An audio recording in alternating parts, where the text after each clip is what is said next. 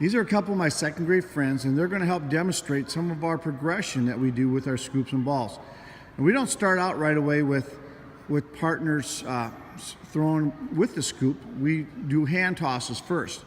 And we do some real easy ones to start with. So we roll it back and forth. They roll it with their hands.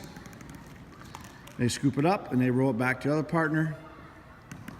Just so they get used to doing this. They know it's kind of like baseball or softball field and a ground ball.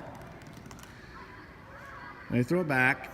And then once they get good at that, then we do a couple bounces, kind of bouncy throws.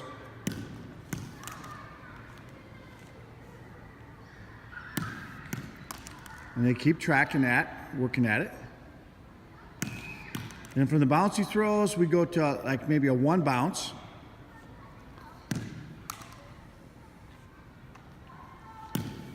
And then they can throw it up even higher if they want. So they have to track it. He caught that in the air, so that can be the next progression. And they don't have to throw it up so high. They can move a little closer together right now so I can get you on video, guys. You're kind of getting out of my video. There you go. And so now that's a harder throw, so that's where they have to learn to kind of flip it upward, and we call it our Statue of Liberty catch sometimes. So they're going back to bouncing again. And we let each group work at their own pace. Now once they get going at that, now throw some in the air, guys. Again, we're still throwing. What we found out is that the kids do much better when they throw because their throws are more accurate than they are with their scoops, so they get much better and a lot more practice catching. Now, hold up a sec, guys, and move a little closer together so I can get you on perfect.